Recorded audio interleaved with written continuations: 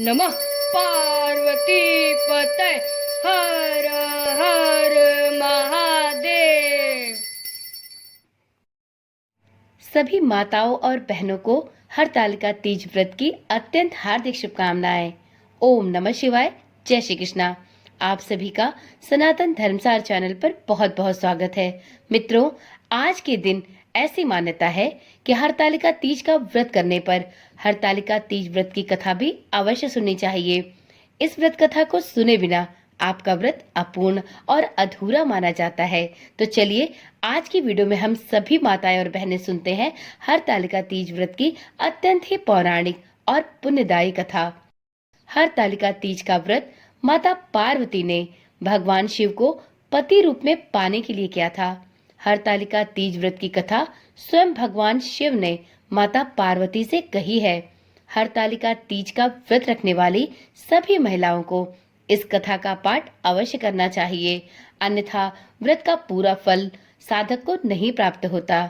तो चलिए एक बार श्री गणेश भगवान का स्मरण करते हुए माता पार्वती और प्रभु भोलेनाथ की चरण वंदना करते हुए इस सौभाग्यदायिनी व्रत कथा का प्रारंभ करते हैं। तो एक बार प्रेम से बोलिए श्री गणेश भगवान की जय, प्रभु भोलेनाथ की जय, माता पार्वती की जय। जिनके केशों पर मंदार के पुष्पों की माला शोभा देती है और जिन भगवान शंकर के मस्तक पर चंद्र और गले में मुंडों की माला पड़ी हुई है, जो माता पार्वती दिव्य वस्त्रों से तथा भगवान शंकर दिगंबर वेश धारण किए हैं, उन दोनों भवानी शंकर को मैं नमस्कार करती हूँ।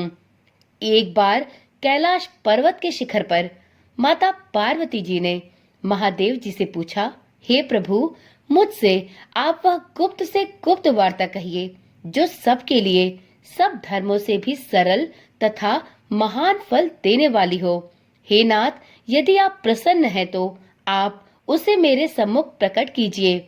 हे जगतनाथ, आप आदि मध्य और अंत रहित हैं। आपकी माया का कोई पार नहीं है। आपको मैंने किस भांति प्राप्त किया है? कौन से व्रत, तप या दान के पुण्य फल से आप मुझको वर रूप में प्राप्त हुए हैं? कृपया करके बताएं। महादेव बोले, हे देवी पार्वती, सुनिए, मैं आपके सम्मुख उस व्रत को कहता हूँ जो परम गुप्त है। जैसे तारागणों में चंद्रमा और ग्रहों में सूर्य, वर्णों में ब्राह्मण, देवताओं में गंगा, पुराणों में महाभारत, वेदों में साम और इंद्रियों में मन श्रेष्ठ है, वैसे ही पुराण और वेद, इन सब में इसका वर्णन किया गया है, जिसके प्रभाव से आपको मेरा आधा आसन प्राप्त हुआ है। हे प्रिय, उसी का मैं आपसे वर्णन करता हूँ। आप इसे ध्यान पूर्वक सुनिए। भाद्रपद मास के शुक्ल पक्ष की हस्त नक्षत्र संयुक्त तृतीया के दिन इस व्रत का अनुष्ठान मात्र करने से सब पापों का नाश हो जाता है।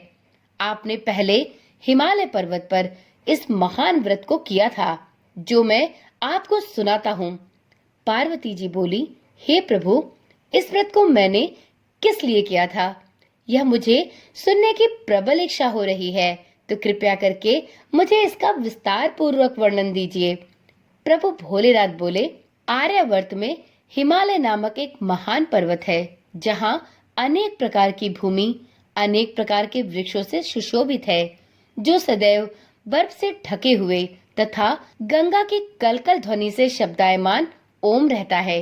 हे पार्वती, आपने बाल्यकाल में उसी स्थान पर परम तप किया था और 12 वर्ष तक के महीने में जल में रहकर तथा वैशाख मास में अग्नि में प्रवेश करके आपने तप किया था। श्रावण के महीने में 12 खुले मास की हस्त नक्षत्र युक्त तृतीया के दिन आपने मेरा विधि विधान से पूजन किया था तथा रात्रि को गीत गाते हुए जागरण किया। आपके उस महाव्रत के प्रभाव से मेरा आसन डोलने लगा। मैं उसी स्थान पर आ पहुंचा जहां आप और आपकी सखियां दोनों थे। मैंने आकर आपसे कहा, हे वर आनने, मैं तुमसे अति प्रसन्न हूँ। मांगो, तुम मुझसे वरदान में क्या मांगना चाहती हो? तब आपने कहा कि हे देव, यदि आप मुझसे प्रसन्न हैं तो आप मेरे पति हों। मैं तथास्तु ऐसा कहकर कैलाश पर्वत को चला गया और आपने प्रभात होते ही मेरी उस बालू की प्रतिमा को नदी में विसर्जित कर दिया। हे शुभे, आपने वहां अपनी सखी सहित व्रत का पारायण किया। इतने में आपके पिता हिमवान भी आपको ढूंढते ढूंढते उसी घने वन में आ पहुंचे। उस समय उन्होंने नदी के तट पर 2 कन्याओं को देखा तो वो आपके पास आ पहुंचे और आपको हृदय से लगाकर रोने लगे और बोले, बेटी, तुम इस सिंह व्याघ आदि युक्त घने जंगल में क्यों चली आई? तब आपने कहा, हे पिताश्री, मैंने पहले ही अपना संपूर्ण शरीर शंकर जी को समर्पित कर दिया था, परंतु आपने इसके विपरीत कार्य किया, इसलिए मैं वन को चली आई। ऐसा सुनकर हिमवान ने आपसे कहा कि मैं तुम्हारी इच्छा के विरुद्ध यह कार्य नहीं करूंगा पुत्री। तब वह आपको लेकर घर की ओर वापस लौट आए और आपका विवाह मेरे साथ कर दिया। हे प्रिय, उसी व्रत के प्रभाव से आपको मेरा अर्धासन प्राप्त हुआ है। इस व्रतराज को मैंने अभी तक किसी के सम्मुख वर्णित नहीं किया है। हे देवी, अब मैं आपको यह बताता हूँ कि इस व्रत का यह नाम क्यों पड़ा। आपको सखियां हरण करके ले गई थी, इसलिए इस सौभाग्यदायिनी व्रत का नाम हरतालिका पड़ा। पार्वती जी बोली, हे स्वामी, आपने इस व्रतराज का नाम तो बता दिया, लेकिन मुझे इसकी विधि और फल भी बताइए कि इस व्रत को करने से किस फल की प्राप्ति होती है। तब भगवान शंकर जी बोले, इस स्त्री जाति के अत्युत्तम व्रत की विधि सुनिए। सौभाग्य की इच्छा रखने वाली सभी स्त्रियों को इस व्रत को विधि पूर्वक धारण करना चाहिए। सर्वप्रथम केले के खंभों से मंडप बनाकर उसे वंदनवारों से सुशोभित करें। उसमें विविध रंगों के उत्तम रेशमी वस्त्र की चांदनी ऊपर तान दे। चंदन आदि सुगंधित द्रव्यों को लेपन करके स्त्रियां एकत्र हों। शंख, भेरी, मृदंग आदि बजाएं। विधि पूर्वक मंगलाचार करके श्री गौरी शंकर की बालू निर्मित प्रतिमा स्थापित करें। तत्पश्चात भगवान शिव पार्वती जी का गंध, धूप तथा पुष्प आदि से विधि पूर्वक पूजन करें। अनेकों नैवेद्य का भोग लगाएं और रात के समय रात्रि जागरण करें। नारियल, सुपारी, जवारी, नींबू, लौंग, अनार तथा नारंगी आदि ऋतु फलों तथा फूलों को एकत्रित करके धूप दीप आदि से भगवान शंकर और माता पार्वती का पूजन करें और कहें, हे कल्याण स्वरूप शिव, हे मंगल रूप शिव, हे मंगल रूप महेश्वरी, हे शिव, सब कामनाओं को देने वाली देवी कल्याण रूपी माँ पार्वती, आपको नमस्कार है। कल्याण स्वरूपा माँ गौरा, कल्याण स्वरूपा माता गौरी, आपको नमस्कार है। भगवान शिव जी को सदैव नमस्कार है।